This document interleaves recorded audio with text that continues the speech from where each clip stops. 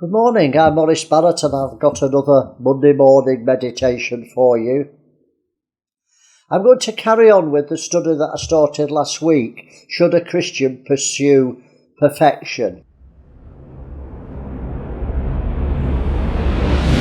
And I showed from the Bible that the answer is yes, definitely. We all need to seek perfection. We're not talking about sinless perfection, we'll not attain that until we get the new sinless bodies. Christian perfection is to become mature. Jesus was perfected through the things he suffered, he was matured. And so we must mature and become perfect like our Father in heaven is perfect. So we need to ask the question, how do we become perfect? What's the process? Is there a way? Can I recommend anything to you to perfect you and mature you? Well, yes, I can. You'll have to be obedient to live the Sermon on the Mount lifestyle that Jesus taught. It was his only sermon. It's 3 chapters, Matthew 5, 6 and 7, and I believe it's the manifesto for radical Christian living. Most Christians will accept it and believe it, that it's wonderful teaching, but very few will actually live it because it's very costly. Well, Jesus starts off by giving us the Beatitudes, and that's the standard of perfection. That's the character of Christ, the fruit of the Spirit.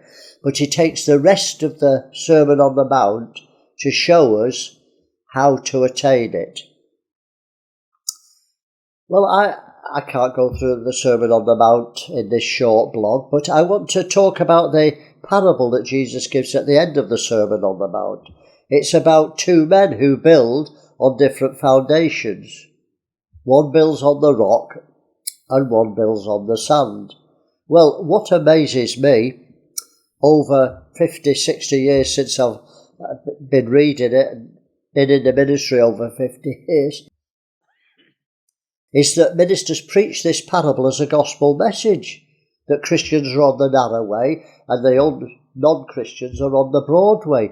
But that's nonsense, because Jesus clearly explains the parable, and it certainly isn't a gospel message. It's 2 classes of Christians. He's actually talking to disciples up the mountain. It's a Sermon on the Mount. Well, let me read it for you, and I explain it's not really debatable. Matthew 7, verse 24 to 27.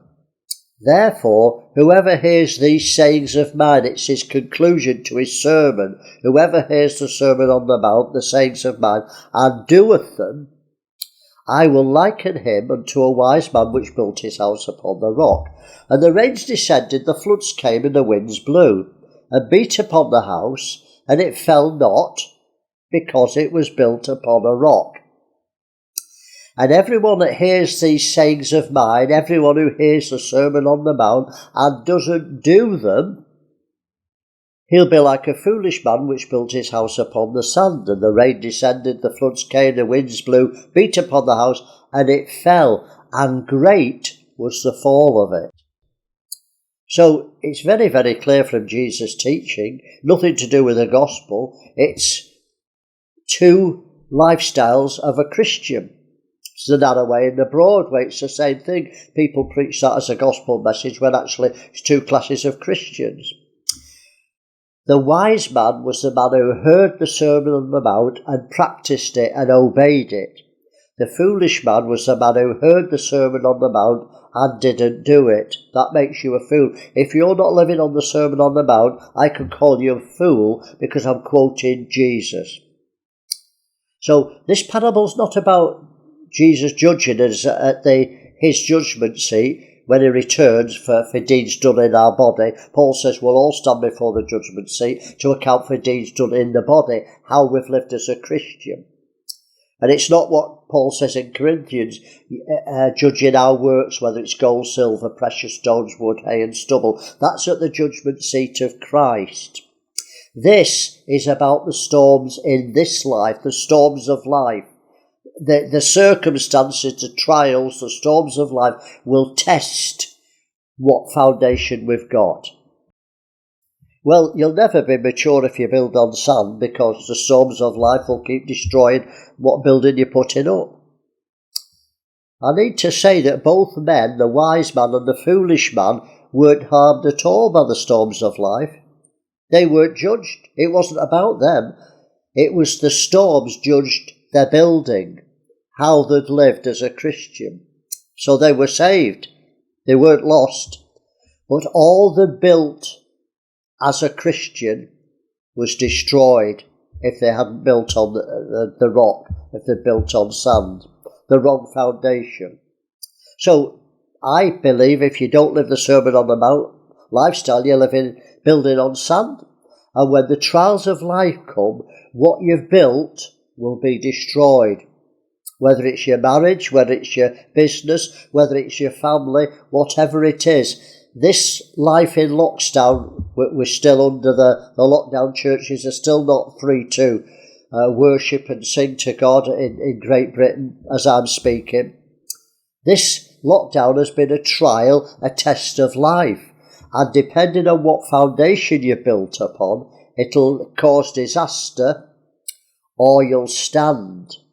Many Christians have failed, I believe, because they've panicked and they've believed the hype on the television, the media. They've not read the Bible and they've not met together in fellowship. They've not had breaking of bread. When you come together, have the breaking of bread. I know you can have it personally on your own, but Jesus says, Paul said, when you come together, do this. And they've not been coming together, they've been deceived because they hadn't had the right foundation.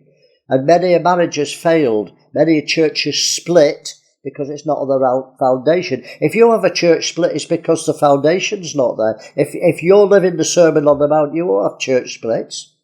You won't have failed marriages. Pastors won't run away with the secretary. It's built on the wrong foundation. If a pastor embezzles the church funds and has his holiday in the Bahamas, it's because his foundation is wrong. He's not building on the Sermon on the Mount. You cannot live this lifestyle and be a faithless person. It gives you faith, it gives you tenacity, it makes you mature till we all come to the perfect man, to the stature of Jesus Christ.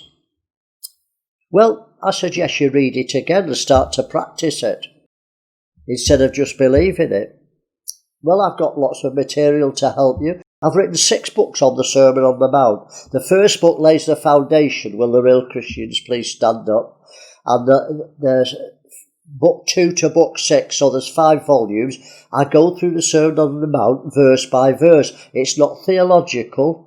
It's very, very practical. It tells you how to live the Sermon on the Mount.